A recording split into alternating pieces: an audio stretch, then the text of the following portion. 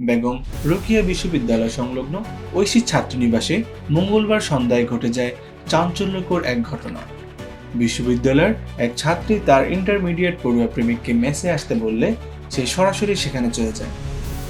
কিছুক্ষণ পর মেসের অন্য শিক্ষার্থীরা বিষয়টি টের পেয়ে বাকিদের অবহিত করলে পরবর্তীতে বেরোবি প্রশাসনের সহযোগিতায় তাদের বিয়ে দিয়ে দেওয়া হয়। জানা গেছে ছাত্রটি জেন্ডার অ্যান্ড ডেভেলপমেন্ট স্টাডিজ বিভাগের 16তম ব্যাচের শিক্ষার্থী, আর ছেলেটি এখনও ইন্টারমিডিয়েটে অধ্যয়নরত। যদিও তাদের মধ্যে একাডেমিক পার্থক্য রয়েছে, তবে তারা সমবয়সী এবং দীর্ঘদিন ধরে প্রেমের সম্পর্কে আবদ্ধ। ঘটনাটি জানাজানি হলে বিশ্ববিদ্যালয়ের প্রক্টর দ্রুত ঘটনাস্থলে পৌঁছে পরিস্থিতি নিয়ন্ত্রণে আনার চেষ্টা করেন। পরে বিষয়টি উভয় পরিবারের কাছে পৌঁছালে তারা আলোচনা করে সম্পর্কটি সামাজিক স্বীকৃতি দেওয়ার সিদ্ধান্ত নেন।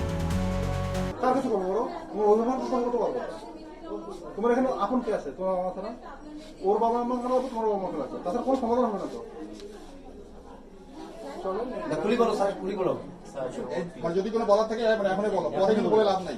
এইখানে স্যার আমি বিষয়টা বলি, এখানে এনাদের দুইজনটাকে রাখলে এই যে ছেলে পেলে আসবে, এটা একটা মীমাংসা এক্স ওয়াই জেড, মেয়ে মেয়ের মতো এখানেই থাক, ছেলেকে নিয়ে যা পুলিশ ফাঁড়িতে। হ্যাঁ, ওইখানে বিষয়টা যা করার ওইখানে ব্যালেন্স করা হবে। ভাই আপনারা সবাই একটু কাইন্ডলি ছেলেবেলাদের নিয়ে যেতে পারবেন।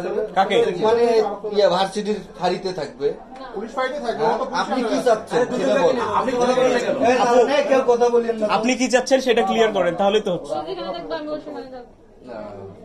মানে ও যেখানে থাকবে আপনি সেখানে থাকবেন। আপনি সেখানে থাকবেন। তাহলে চলেন দুইজনই ম্যাচে, এটা যেহেতু মেয়েদের ম্যাচ, এখানে তো সবার না, আপনি বের হন পুলিশ ফাঁড়িতে দেওয়ার জন্য। মা তোমার বাড়ি কই?